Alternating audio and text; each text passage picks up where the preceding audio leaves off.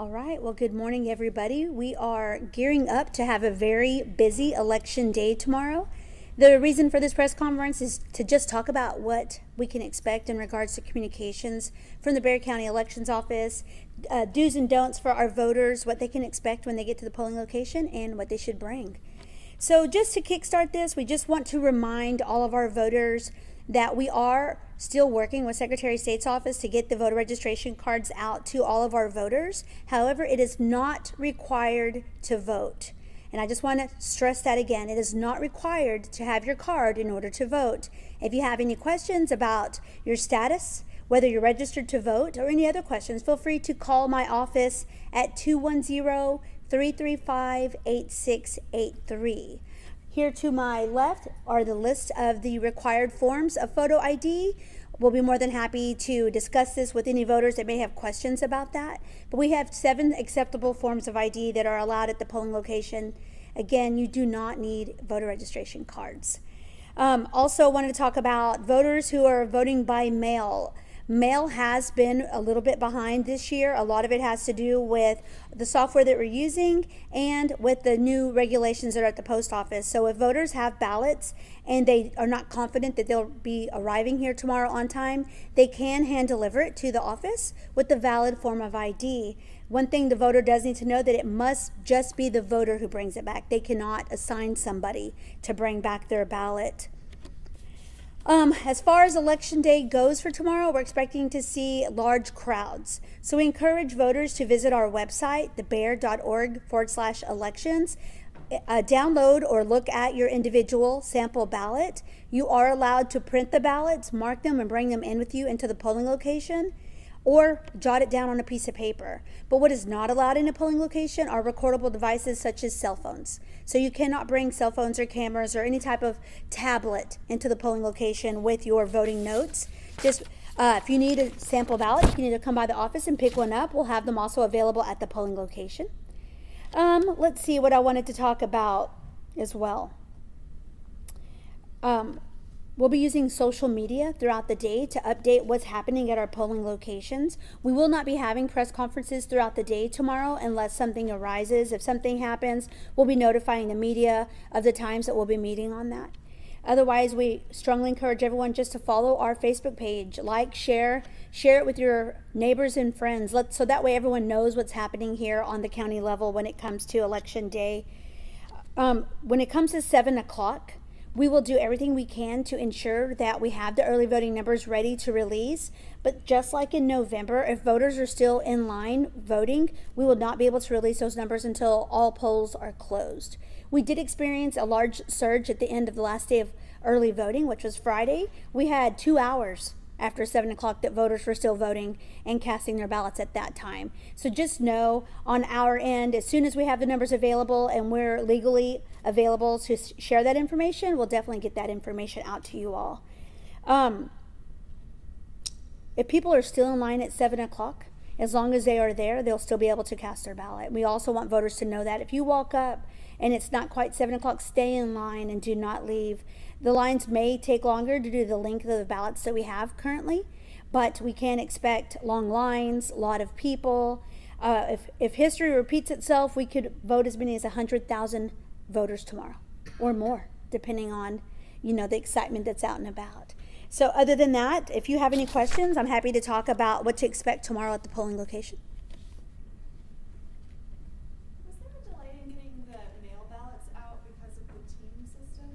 It wasn't due 100% to the team system. The team system, of course, did its job for us during this particular election, but the biggest delay was several of the candidates and both state parties did not mail out their applications to those who qualified till February.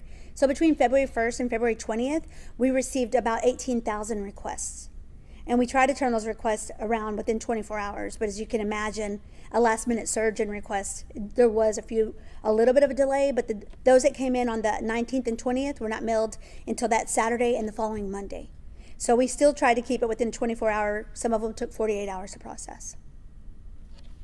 With the big crowds, anticipation, everything that's going on, are you guys taking extra measures or security? Yes, we have been working side by side with Bexar County Sheriff's Department. They have been assigned to certain regions throughout the county, so we have our sheriff deputies in place. We also maintain a certain percentage here at our office. So if an emergency were to arise, we would call out to the people in that region and send from here as well. I know you were saying for voters, if they have any questions about the registration, if they're registered, to just give your office a call. But for people, maybe like students, UTSA, college classes, and stuff like that, if they maybe forgot to change their registration or anything, do you have any advice to give them as of right now?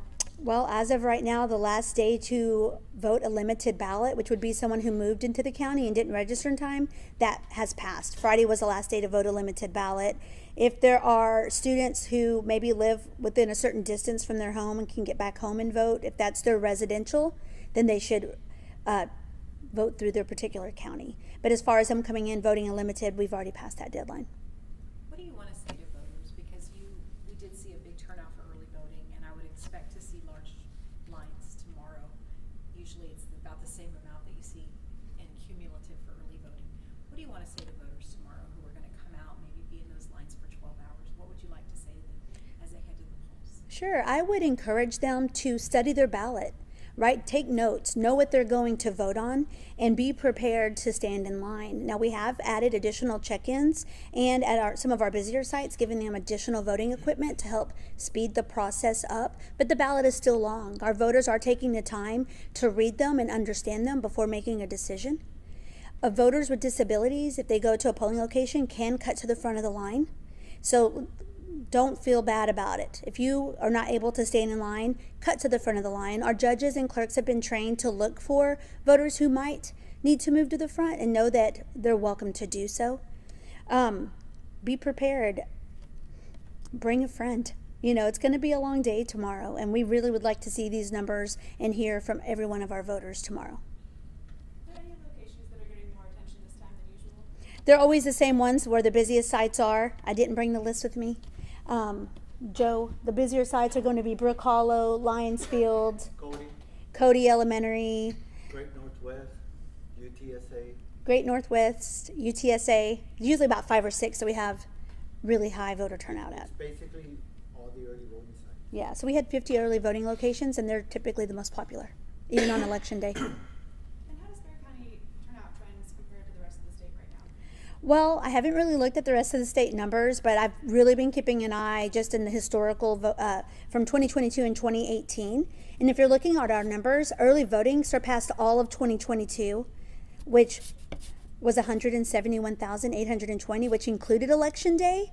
And then in 2018, we voted 61,700. So we are more than double of what we've seen in the past here just in Bexar County. I haven't had a chance to reach out to any colleagues to see how things are going on their end, but as far as I've seen just in reading articles online, everyone is seeing a huge turnout.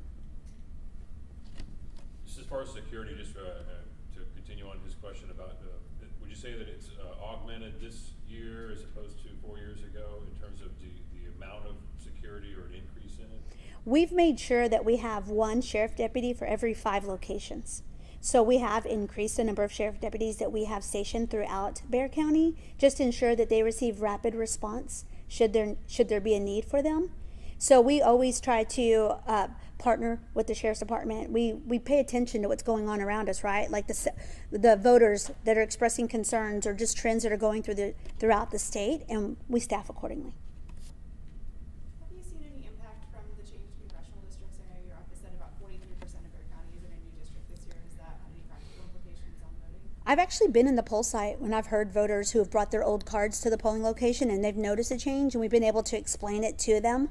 So we've done everything that we possibly can without sending out the cards to notify the voters that there has been a change. Unfortunately, since it did affect about 43% of the voters, we weren't able to notify them by mail. So anytime they call, we always make sure that if they have a question about their congressional district, that we express to them that they were affected, or if they weren't. Any other questions? All right, thank you all. Thank you. Vicky, you're next. You need Spanish? Yes. Español. So this is Victoria Molina. I don't know if you guys are going to interview her, but she is one of our colleagues here within the office. Buenos días. Hola, buenos días. Me llamo Victoria Molina. Represento aquí al Departamento de Elecciones y estamos muy emocionados de que todo ha salido muy bien para esta elección del día de mañana. Estamos preparados para lo que pueda surgir. Estamos con todo el equipo necesario para darle ayuda y información a todos los departamentos que tenemos abiertos para la votación de mañana. Estaba diciendo de que no van a estar dando entrevistas, que todo va a ser por social media. El día de mañana no se van a dar entrevistas porque vamos a estar ocupados, pero vamos a estar informando en las redes sociales todos los acontecimientos de cada locación.